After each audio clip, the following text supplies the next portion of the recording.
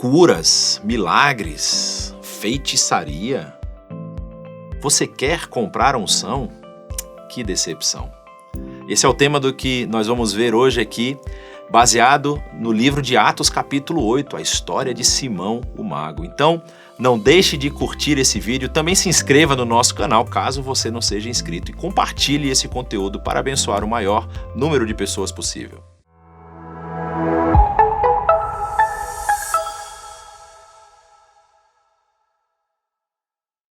Muito bom dia a todos que nos acompanham aqui no nosso canal, e nesse momento nós queremos dedicar uma parte do nosso tempo para aprender um pouco mais daquilo que a palavra de Deus tem a nos ensinar. E hoje com um tema talvez um tanto estranho, controverso, que envolve essa questão de você receber poder do Espírito Santo, de você ser ungido pelo Espírito Santo, de você poder demonstrar isso às pessoas, sendo aí canal de bênção na vida das pessoas. Mas o que nós vamos ler hoje na palavra de Deus parece uma história um pouco estranha, um pouco confusa, mas você vai entender exatamente o que está acontecendo. E o tema é: comprar a unção?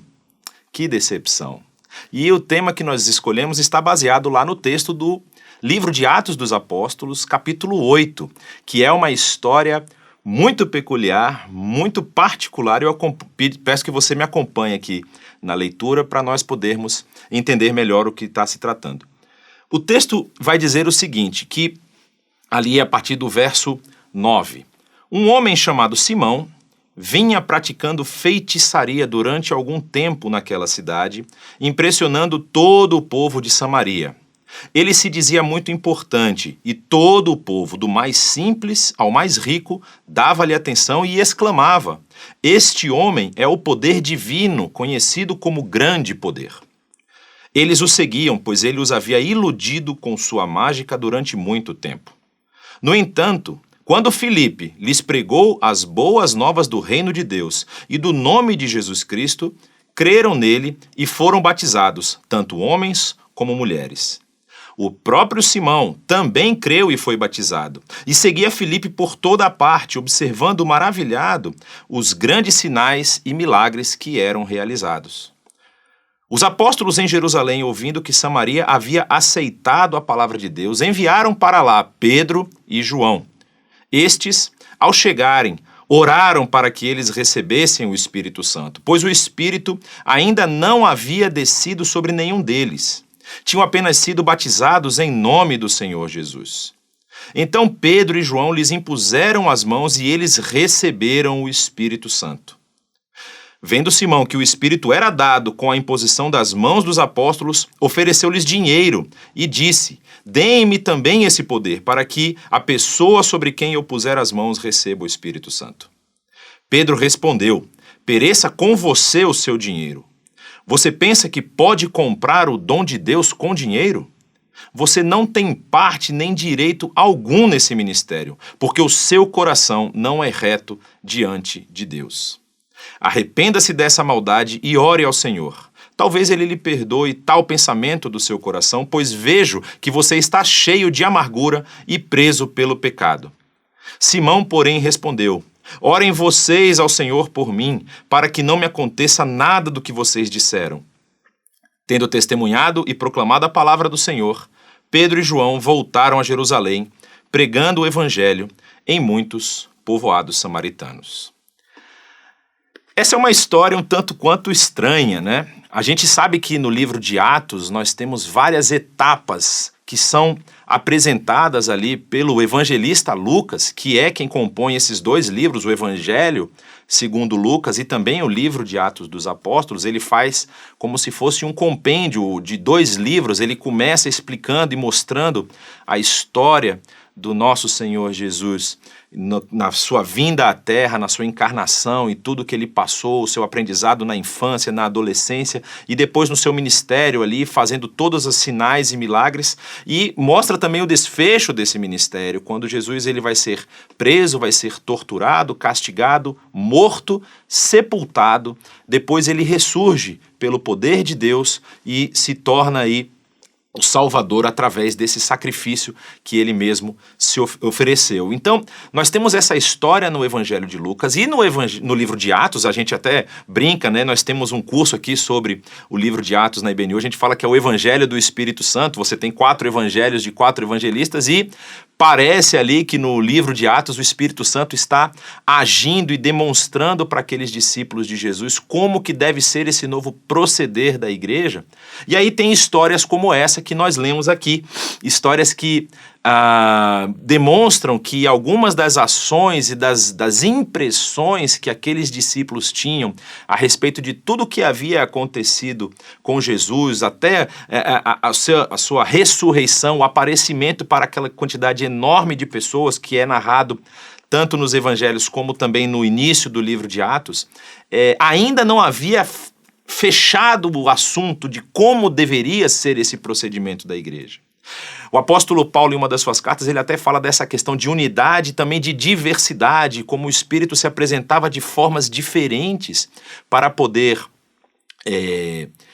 falar, para poder demonstrar esse poder de Deus, esse poder salvífico em situações e em ambientes diferentes. Dá para a gente imaginar, né? Se a igreja começa ali naquela pequena região do Oriente Médio, na região da Judéia, chamado Reino da Judéia, na cidade de Jerusalém, ali se forma a primeira comunidade, a primeira igreja reunida em nome de Jesus, que são aqueles que são, vamos dizer assim, alcançados pelos discípulos. Dá para a gente imaginar que a mesma metodologia que vai ser utilizada para conversar com aquele povo que tem uma história, uma origem dentro do judaísmo, não vai ser a mesma metodologia aplicada, por exemplo, para os povos gregos que estavam ali na península da Anatólia, que é hoje a Turquia, ou talvez até mesmo nos povos latinos, em Roma, nas outras regiões da Europa. As metodologias precisavam ser adequadas para que a mensagem também alcançasse essas regiões. E a gente vê isso muito na vida do apóstolo Paulo, por exemplo, quando ele caminha nas suas viagens missionárias, interpretando aquilo que vem da história da redenção através do povo judeu, através de Israel, para chegar às nações. Mas nós vemos aqui uma história um tanto quanto peculiar, porque talvez você não tenha entendido isso na hora da leitura, mas nós estamos num ambiente muito próximo ali de Jerusalém. Porque o que acontece? Quando os discípulos começam a pregar o evangelho, começam a realizar sinais e prodígios milagrosos ali em toda a região, muitas pessoas acabam se aproximando da igreja e a igreja começa a ficar numerosa na cidade de Jerusalém. E aqui tem uma questão muito interessante, porque alguns teólogos vão afirmar que nesse momento da história da igreja, parece que havia um certo conforto e comodismo da igreja, entendendo assim, bom, a salvação que o povo judeu, o povo hebreu, o povo de Israel esperou por tantos anos, finalmente chegou, nós estamos salvos. Talvez não como alguns líderes religiosos da época pensassem, mas de uma forma a transformar o homem de dentro para fora. Então nós estamos aqui celebrando que a salvação chegou, a salvação prometida por Deus finalmente chegou a Israel. Mas esse comodismo acabou causando uma certa estagnação dessa igreja. Era como se a igreja achasse que só aquele ministério ali em Israel, ali na região da Judéia, estivesse tudo bem. Talvez ali avançando um pouco até a Galiléia, com os judeus galileus que vinham a Jerusalém e conheciam, tomavam contato, tinham contato com essa doutrina, com essa nova forma de compreender todas as mensagens do Antigo Testamento, e estava tudo ok, nós estamos bem, a nossa comunidade está crescendo, as pessoas têm sido trazidas pelo Espírito Santo, nós temos visto pessoas transformando as suas vidas, mas Deus estava demonstrando para eles que não era para isso que a mensagem tinha chegado, não era para isso que a salvação tinha vindo. Eles, como estava descrito lá atrás, no livro de Êxodo, por exemplo, capítulo 19, quando Moisés está conversando com Deus, Deus afirma para Moisés, vocês serão para mim um reino de sacerdotes. A ideia por trás é que o povo de Israel, o povo que estava sendo resgatado do Egito lá atrás, na época da escravidão, no final do período da escravidão, que estava sendo retirado do Egito com a mão forte de Deus, né, depois de todas aquelas pragas que aconteceram no diálogo entre Moisés e o faraó e os sábios do faraó, ele estava retirando para que esse povo apresentasse essa salvação a todo mundo. E aí nós avançamos novamente para a região da Judéia, para o período do livro de Atos, e nós estamos vendo uma igreja meio que parada e estagnada ali na cidade de Jerusalém. E aí o que nós vamos ver? Que esses discípulos, eles começam a ter dificuldades da operação normal do dia a dia da igreja. Porque a igreja começa a crescer, e aí há lá no capítulo 6 do próprio livro de Atos uma informação de que algumas mulheres viúvas estavam passando por dificuldades porque elas eram de origem grega e outras eram de origem judaica e de origem israelita mesmo, e havia aí, parece que uma predileção para aquelas que eram de origem israelita, em detrimento das que eram de origem grega. Então os discípulos, eles levantam o seguinte questionamento: olha, o ministério da palavra que nos foi dado, ele é muito importante e nós precisamos nos dedicar a isso. Então por isso eles escolhem 7 homens, 7 nomes que são citados ali no texto, que vão exercer esse ministério chamado da diaconia. Diáconos é ministro em grego, né? É servo. É uma palavra para servo, e significa que eles iam fazer o serviço que a igreja precisava fazer naquele momento. E por que isso é importante? Porque entre esses diáconos haviam 2 nomes, a gente vai falar de todos eles aqui, ó, e eles foram escolhidos, depois houve essa imposição de mãos, e aí após eles terem essa imposição de mãos feitas pelos apóstolos, eles também passam a realizar sinais e milagres. E olha só o que diz ali, Atos capítulo 6, versos 5 e 6, diz o seguinte: tal proposta, essa proposta de levantar irmãos para fazer esse serviço que a igreja precisava executar, agradou a todos. Então escolheram Estevão, homem cheio de fé e do Espírito Santo, além de Filipe, Prócoro, Nicanor, Timon, Pármenas e Nicolau, um convertido ao judaísmo proveniente de Antioquia. Apresentaram esses homens aos apóstolos, os quais oraram e lhes impuseram as mãos. E é interessante que depois, ali no verso 8, já demonstra isso. Olha só: Estevão, homem cheio da graça e do poder de Deus, realizava grandes maravilhas e sinais entre o povo.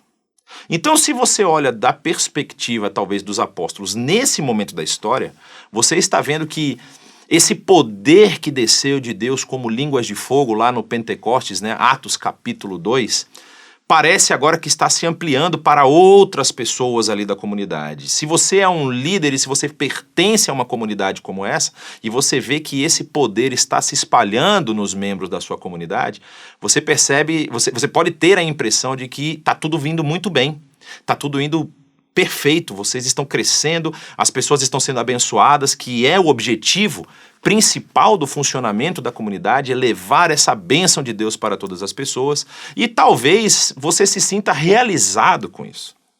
Só que aí, o Espírito Santo e o próprio Pai, eles têm uma ideia um pouco diferente. Porque o que vai acontecer? Estevão começa a ganhar muito destaque, e esse destaque causa inveja na liderança religiosa da época. E o que o texto vai nos dizer ali no capítulo 7 é que Estevão ele vai ser aprisionado por conta de falsas testemunhas que falam coisas contra ele, e esse aprisionamento vai levar ele a fazer um dos discursos mais completos a respeito da salvação de Deus que havia chegado ao povo de Israel. E o resultado disso, infelizmente, é que Estevão vai ser apedrejado, porque é considerado herege pelo que ele está falando. E o que resulta desse evento com Estevão? Resulta uma grande perseguição a essa igreja. E aí você pode pensar, mas como que Deus permitiu que a igreja que estava realizando essa tarefa fosse perseguida? Nesse momento onde eles estão crescendo, onde eles estão alcançando pessoas, por que Deus permitiu essa perseguição? Justamente pelo que nós vamos ver nesse texto que nós lemos no início. Se você perceber, quando a perseguição ocorre na igreja, alguns dos discípulos de Jesus e aqueles ali que também haviam chegado à igreja se espalham, fogem da perseguição. E um deles é um desses que foi citado ali no Atos capítulo 6, que é Filipe. Filipe se desloca da região de Jerusalém e ele vai caminhar para a região da Samaria.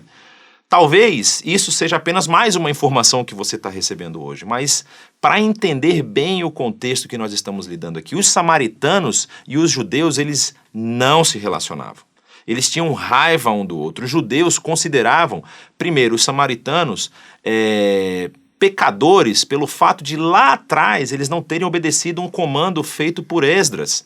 Quando Esdras falou que eles deveriam se afastar dos povos que haviam se misturado na região, lá no retorno da Babilônia, e eles não se afastam porque as famílias já estavam constituídas, eles não queriam abandonar os seus filhos, então eles acabam se tornando um povo separado.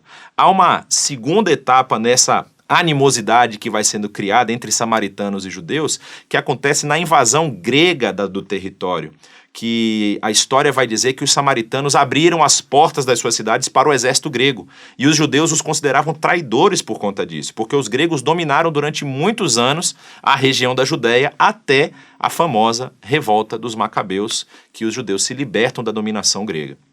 Então os samaritanos e os judeus, eles não se gostavam, eles não andavam, não faziam relações comerciais, não tinham relações de amizade nesse período. E Filipe vai justamente para a Samaria, para uma região que não estava aberta para receber um judeu falando de qualquer doutrina que fosse. E aí o texto diz que Filipe lá também realizava sinais e milagres. No capítulo 8, um pouco antes do texto que nós lemos, ele diz o seguinte, quando a multidão ouviu Filipe estava aqui pregando o evangelho do nosso Senhor Jesus. Quando a multidão ouviu Filipe e viu os sinais miraculosos que ele realizava, deu unânime atenção ao que ele dizia. Ou seja, a partir do momento que Filipe começa também a realizar esses milagres na região de Samaria, as pessoas começam a prestar atenção no que ele está dizendo. Mas o que isso aponta para a gente? O que a gente percebe nesse momento da história? Vale fazer uma ressalva aqui, né? O povo, como nós vimos, já estava recebendo muitas informações distorcidas, enganosas, como era o caso, por exemplo, desse homem que nós lemos na nossa história, Simão o Mago, que diz que há muito tempo ele já enganava o povo. Então, o que a gente percebe?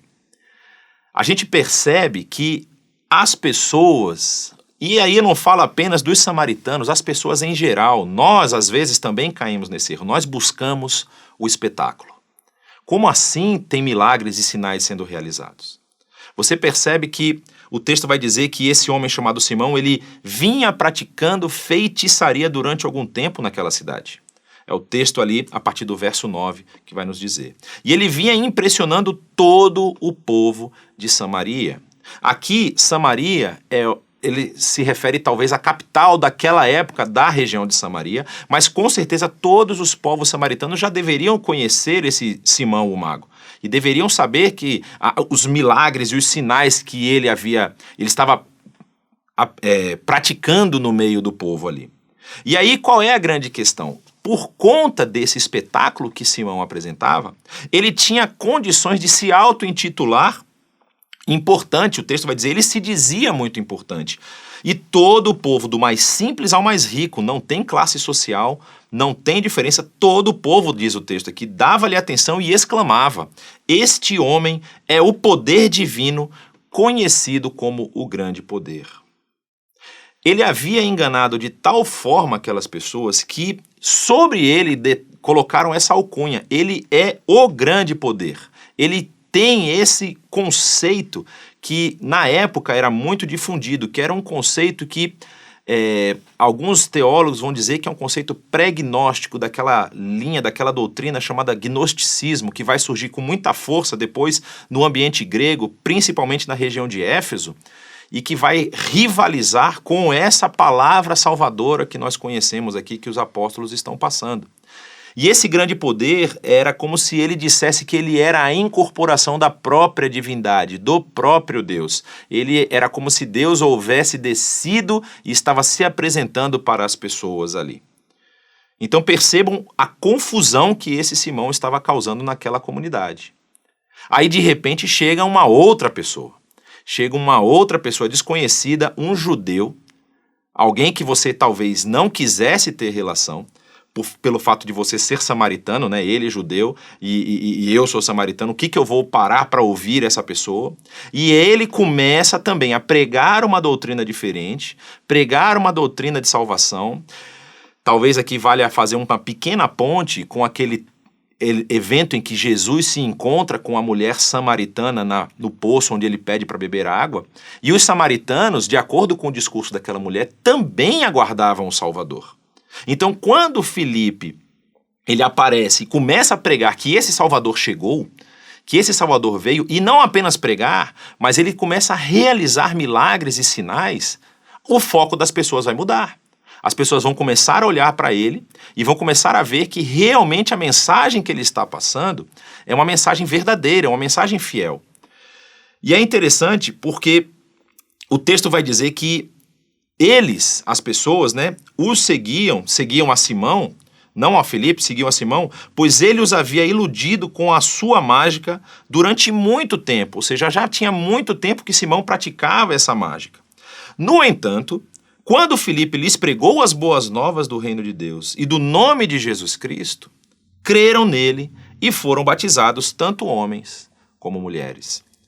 O próprio Simão, preste bastante atenção, o próprio Simão creu e foi batizado e seguia Filipe por toda a parte, observando maravilhado os grandes sinais e milagres que eram realizados. Perceba o impacto do evangelho na região de Samaria. Durante muito tempo eles estavam ali assistindo, admirados, todos os sinais, todas as coisas que o próprio Simão, o mago, fazia. E eles agora veem uma outra pessoa surgir, uma outra pessoa pregar uma doutrina diferente. E o Simão, olha como é importante isso aqui para a gente entender. O Simão, como esse mago, detentor desse grande poder, ele se autopregava, ou seja, ele era o grande poder. Venham de fora. Agora o Filipe chega ali na região de Samaria. E ele não prega mais sobre si. Ele prega sobre aquele em quem está depositada toda a sua confiança, aquele que trouxe essa redenção. Ele prega sobre o reino de Deus e sobre Jesus, o seu filho. E começa a realizar também sinais maravilhosos ali. E agora o foco muda, ou seja, as pessoas começam a olhar para Filipe e o texto vai dizer que muitos creram nele. Muitos creram nele e foram batizados. O que isso explica para a gente? As pessoas, elas estavam procurando uma forma de compreender a sua própria vida, a sua própria existência.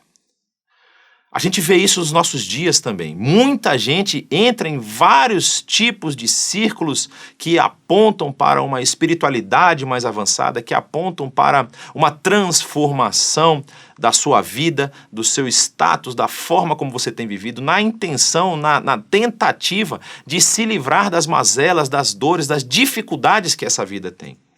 E muitas pessoas estão aí ouvindo mensagens que não são mensagens que trazem a transformação e a salvação que elas precisam. Elas estão conectadas, elas estão cooptadas por essa fantasia, por essa que eu posso até dizer, essa feitiçaria que as leva a crer que aquele tipo de comportamento, aquele tipo de ação as transformará em pessoas melhores, fará com que elas consigam vencer as suas dificuldades, vencer as suas lutas e consigam ter uma vida mais digna e mais plena. E aí você percebe que tem um grande contraste aqui no texto. O primeiro é o Simão, o mago. É o Simão que realiza vários sinais, vários prodígios, vários milagres. Mas são todos feitos, vamos dizer assim, como mágica, não é? Vocês lembram do famoso Mr. M? O Mr. M que surgiu aí no cenário brasileiro faz alguns anos. Talvez os mais novos nem conheçam o Mr. M. Mas naquele auge de todos os ilusionistas que iam para a televisão e faziam mágicas, coisas mirabolantes, e você ficava atônito como que ele conseguiu fazer isso, como que a carta estava aqui e agora apareceu ali, como que a carta apareceu no bolso da pessoa, como que ele conseguiu tirar um elefante do espelho, várias coisas. Aí o Mr. M surge e começa a desvendar os mistérios por trás dos truques de mágica. Aqui acontece uma coisa semelhante, só que com uma pequena diferença. Em vez de Filipe vir aqui desmascarar o Simão, o mago, ele apresenta o poder verdadeiro. Ele apresenta o poder divino, o poder que transforma as pessoas. E apenas a apresentação desse poder divino, real, já causa toda a comoção. Já causa toda a mudança, porque as pessoas percebem que os feitiços, as artes, as mágicas apresentadas por Simão, elas não são duradouras, mas o efeito da entrada do evangelho na vida das pessoas transforma e traz cura. E é interessante porque essa verdade que está revelada em Cristo Jesus estava agora sendo apresentada diretamente para o próprio Simão.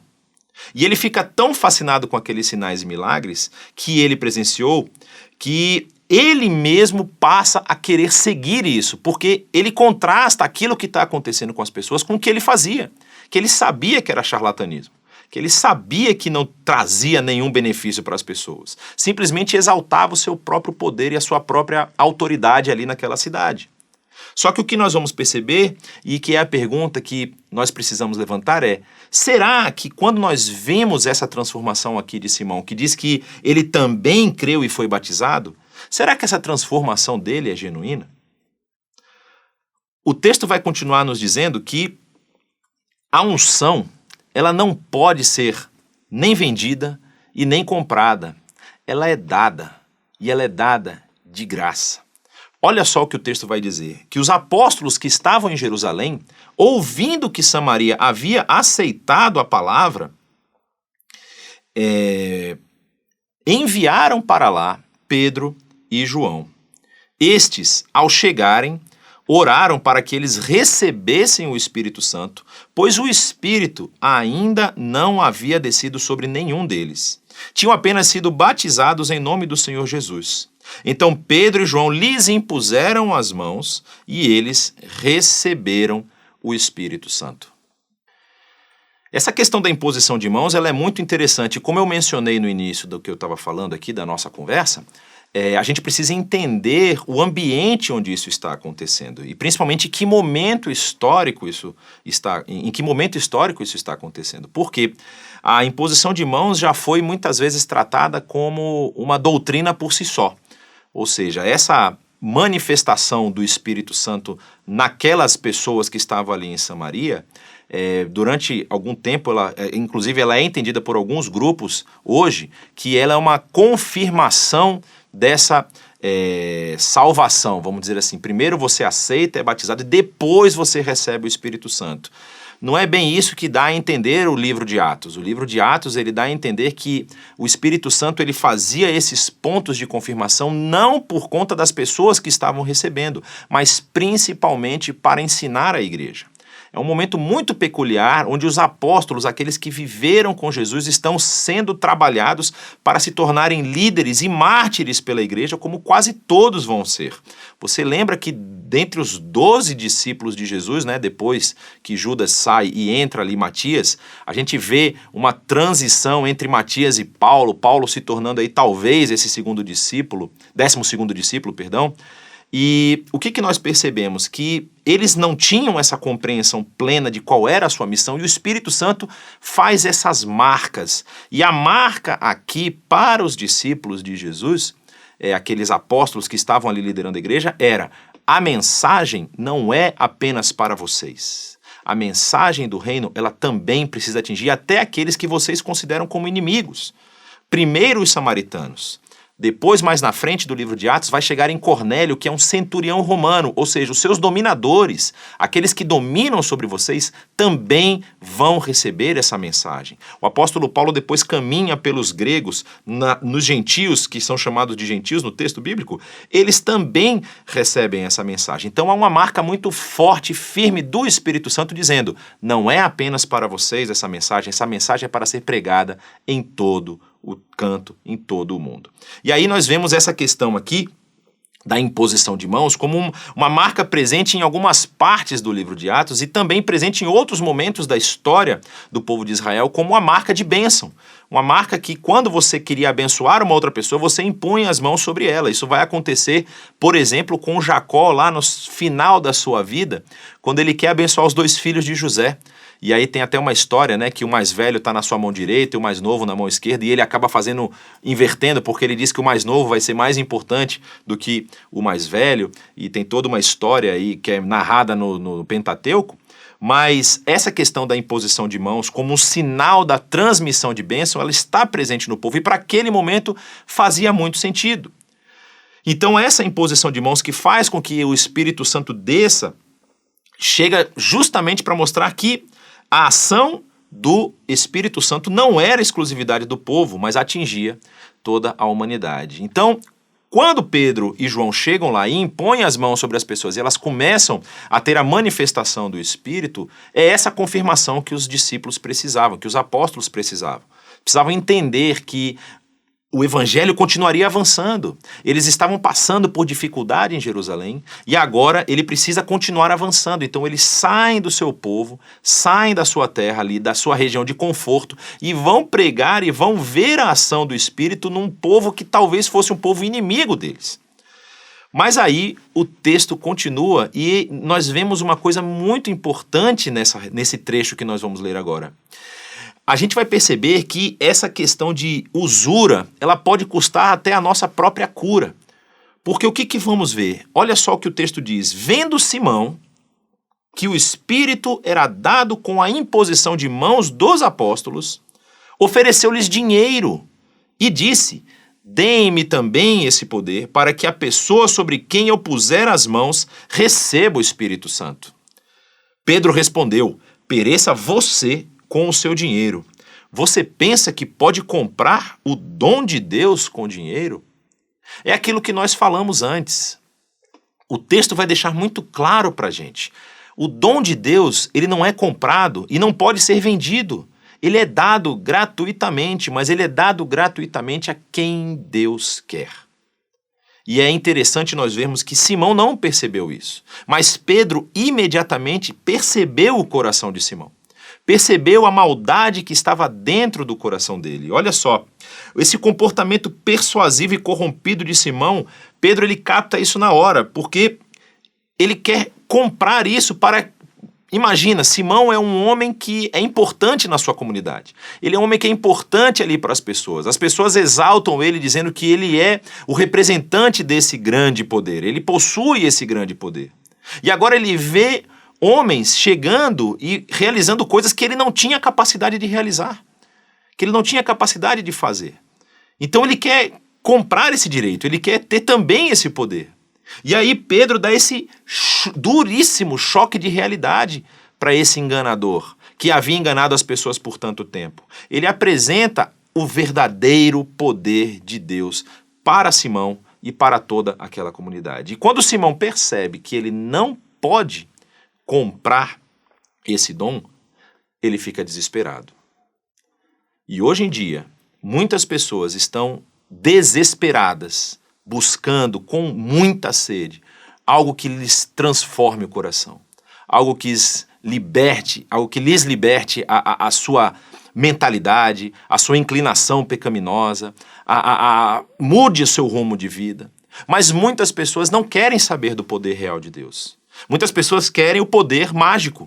Muitas pessoas querem o poder que transforma imediatamente, como é o que aconteceu aqui no texto. O texto diz que ao impor as mãos, Pedro e João, sobre aquelas pessoas, elas passaram a demonstrar as dádivas do Espírito Santo e elas recebem o Espírito Santo. E as pessoas querem isso também imediatamente. Elas não querem conhecer toda a doutrina, tudo que vem por trás dessa unção maravilhosa de Deus para a humanidade, que chega através do seu Filho. E aí nós vemos aqui uma pessoa que estava acostumada a enganar as outras. Uma pessoa que estava acostumada a, vamos dizer assim, ter o seu lucro, ter a sua vida sustentada por aqueles que ele havia enganado. Só que agora lhe é apresentado um poder muito maior do que o que ele tinha, que na verdade era poder nenhum. Ele não tinha poder nenhum, ele tinha enganação, ele tinha habilidade para ludibriar as pessoas, mas ele não possuía poder real. E agora o poder real, o poder de fato, estava diante daquele povo e diante do enganador. Então, quando o apóstolo Pedro choca ele com essa realidade e fala: você não tem parte porque o seu coração está corrompido. Olha o que o texto vai nos dizer: você não tem parte nem direito algum nesse ministério, porque o seu coração não é reto diante de Deus. Arrependa-se dessa maldade e ore ao Senhor. Talvez ele lhe perdoe tal pensamento do seu coração, pois vejo que você está cheio de amargura e preso pelo pecado. Uma questão interessante aqui do que nós estamos vendo que esse pecado cometido por Simão, ele não é um pecado cabal. Ele não é um pecado que elimina as chances de redenção dele, porque o próprio apóstolo Pedro fala para ele, olha, talvez Deus lhe perdoe tal pensamento em seu coração. O pecado cometido não estava sem perdão e Pedro oferta a ele a oportunidade de arrependimento, transformação de vida e salvação. Então, muitas vezes as pessoas que nós encontramos na rua, muitas vezes as nossas ações, os nossos comportamentos diante da realidade do Evangelho e das lutas e dificuldades que nós enfrentamos, podem nos transformar numa pessoa que está aqui cheio de amargura e uma pessoa presa pelo pecado. E o apóstolo Pedro ele apresenta algo que para mim, pelo menos, soa como algo muito agradável, ou seja, o meu pecado e a minha dificuldade, ela não está sem perdão.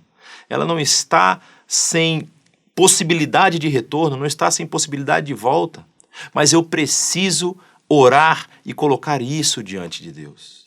O apóstolo Pedro diz assim, olha, ore ao Senhor, arrependa-se dessa maldade e ore ao Senhor. Talvez na sua vida você tenha enfrentado isso. Você tem procurado uma válvula de escape, algo que seja mais rápido, que resolva a sua dificuldade. E quando você tenta se aproximar dessa mensagem salvífica, essa mensagem impacta você com a diferença daquilo que você pensa e daquilo que ela exige de você. E, na verdade, tudo que a mensagem quer de nós, tudo que essa realidade divina apresentada em Cristo Jesus quer de nós, é que nós nos arrependamos das nossas ações pecaminosas. Que nós entendamos que nós não temos condições de obter esse poder por dinheiro, por ações, por obras, por fantasias, por qualquer outra coisa que eu faça. Eu não consigo alcançar isso. Mas se eu orar ao Senhor, arrependido dos meus pecados, Ele vem até mim e Ele tem poder para me restaurar. Olha a resposta de Simão. Simão diz para Pedro, orem vocês ao Senhor por mim, para que não me aconteça nada do que vocês me disseram. É interessante saber que esse texto aqui, ele não apresenta um arrependimento genuíno de Simão. O mago, ele não apresenta ter se arrependido do que ele falou, não apresenta ter um arrependimento genuíno das coisas que ele fazia, e aparentemente ele não estava curado desse mal que nos aflige, mas ele apenas fez uma tentativa de se livrar da punição futura. Porque ele chega e diz assim, olha, ora vocês orem por mim. Por favor, para que tudo isso que você falou não me aconteça. O apóstolo Pedro, quando ele diz, pereça você com o seu dinheiro, você imagina o que é para uma pessoa que ela é enganadora, que ela ludibria as pessoas, que ela faz feitiçarias, e aí vem uma pessoa que apresenta um poder real, um poder transformador, um poder que causa um impacto enorme na comunidade onde você está inserido e que você por tanto tempo conseguiu levar aí com as suas enganações. Essa pessoa agora para você se torna uma espécie de ameaça e também você começa a ter medo dessa pessoa. E talvez Simão estivesse nessa etapa. Ele olha para aqueles homens e fala, esses caras podem me acabar, podem me eliminar. Eles podem acabar com o meu negócio, eles podem acabar com tudo aquilo que eu tenho. E aí ele vira para Simão e diz, olha, se você não se arrepender, você vai morrer com o seu dinheiro. Então Simão nem se dá o trabalho de dizer assim, não, eu realmente estou errado, tudo que eu fiz, que eu enganei as pessoas, eu vou me arrepender, eu vou correr atrás, eu vou reverter a situação. A gente lembra um pouco daquele episódio de Jesus, quando Jesus está passando na cidade de Jericó e ele encontra um publicano, Zaqueu, que está em cima de uma árvore, que ele era muito baixo, ele queria ver Jesus, então ele sobe numa árvore para poder ver acima da multidão. E a história ali mostra que Zaqueu realmente se arrepende. Zaqueu tinha defraudado os cidadãos daquela cidade, ele era corrupto e ele volta atrás e ele diz que vai devolver de acordo com o que a lei exige para ele se redimir do seu pecado. Não é o que vemos aqui em Simão. Simão simplesmente fala assim, então ora por mim aí, por favor, porque eu não quero que nada disso que você falou aconteça comigo. E nós precisamos assumir as nossas falhas. Nós precisamos assumir as nossas culpas. Nós precisamos entender que sem arrependimento genuíno não há remissão de pecados. Porque o pecado, ele está em mim, está em você, está em todas as pessoas, e através da graça salvadora de Cristo Jesus, o Espírito Santo habita em nós, não pelo que nós fazemos, não porque nós podemos comprar, mas porque nós entendemos que a nossa capacidade não nos livra de uma condenação. É através da obra salvadora de Jesus que essa salvação chega até nós. Simão aparentemente não entendeu isso. Ele simplesmente queria se livrar da possível punição que ele receberia pelo fato dele ter tentado comprar esse poder. E aí, qual é a grande questão? O que nós percebemos nesse texto? É que o texto vai nos dizer que aqui atrás ele diz que vários ali da cidade haviam crido e se convertido. Mas o próprio Simão creu e foi batizado. Olha que interessante. Como que uma pessoa que creu e foi batizada não compreendeu isso? No que ele creu, então? Ele simplesmente creu no discurso. Olha, esse discurso é bonito, faz sentido. Ou seja, o fato da pessoa crer numa ideia, ou seja, numa série de conceitos, e o fato dela ter descido as águas, ter sido batizada, não a transforma numa pessoa salva. O que transforma a pessoa como uma pessoa que agora recebeu o Espírito Santo é a compreensão de que sem o sacrifício de Cristo Jesus, ela não tem salvação. O arrependimento genuíno dos seus pecados, o arrependimento genuíno das suas faltas, de compreender que você não consegue fazer nada por si mesmo que o limpe de tudo isso. Simão não teve isso. E nós podemos cruzar com muita gente que está envolvida em religiões, em movimentos, de várias formas, e que não tem isso, mas estão lá, estão no meio, estão participando, mas não tiveram um encontro real, salvífico com Jesus, um encontro real de arrependimento, um encontro de contrição, de arrependimento dos pecados, de mudança de atitude. E essas pessoas, pelo que nós percebemos aqui por esse texto, ainda não receberam a dádiva do Espírito Santo. Elas precisam se encontrar real e verdadeiramente com Cristo Jesus. Caminhando para o final, nós temos aqui que um final que não é apresentado. Não se fala mais de Simão depois desse encontro. Na verdade, Simão só vai ser citado por alguns pais da igreja. E diz o seguinte: tendo testemunhado e proclamado a palavra do Senhor, Pedro e João voltaram a Jerusalém, fazendo o quê? Pregando o evangelho em muitos povoados samaritanos. A obra continua. Quando nós cruzamos com pessoas como Simão o Mago, pessoas que tentam cooptar, que tentam adquirir por força a mensagem do evangelho e o poder desse evangelho, nós temos que saber que elas não vão conseguir fazer isso. Elas vão receber esse poder quando elas se apresentarem diante de Deus, querendo realmente transformação de vida, aceitando o sacrifício de Cristo Jesus por elas, se arrependendo dos seus pecados e caminhando na direção que o Espírito as apontar. Mas a igreja não pode parar e esperar. A igreja continua caminhando, a igreja continua fazendo a sua obra. É interessante que muitas pessoas já falaram e escreveram imaginando que no futuro, mais para frente, Simão possa ter se convertido e seguido os caminhos que aquela igreja da época estava apresentando. Mas alguns pais da igreja, por exemplo, Irineu, Justino Marte e outros pais da igreja vão dizer que ele criou, a partir dele se criou uma heresia chamada de simonismo, que envolvia justamente essa questão de feitiçaria, de magias, de enganações, e que se espalhou por algumas partes do Império Romano. E ela foi muito combatida pela igreja do segundo século. Ou seja, nós não percebemos nenhuma apresentação de mudança genuína de Simão o Mago. Mas o que nós aprendemos em todo esse texto? Que o Espírito Santo, ele vai agir da forma que ele quiser. Ele vai apresentar-se de uma forma clara para algumas pessoas, outra ele vai caminhar com a pessoa para que a pessoa tenha uma transformação gradual. Mas você não pode, em hipótese alguma, achar que algo que você faça, que posses, riquezas e bens, que posição social lhe outorgam o direito de obter o poder do Espírito Santo. Esse poder só vem pelo arrependimento genuíno, pela confissão de pecados, pela aceitação do sacrifício salvador de Jesus Cristo por mim e por você. E através desse poder, você também vai impactar a vida de pessoas que estão ao seu redor. Você quer se tornar uma pessoa relevante? Você quer se tornar uma pessoa importante no lugar onde você está? A primeira coisa que nós aprendemos quando somos inundados pelo Espírito de Deus é que aquele que quer se tornar senhor, ele deve se tornar servo. Se você não tem esse sentimento no seu coração de que o Espírito habita em você e você precisa servir aos outros, talvez você está caindo numa enganação. Ore, peça discernimento ao Senhor, se arrependa dos seus pecados e coloque a sua vida no altar, aceitando o sacrifício do seu filho. E que Ele o abençoe ricamente.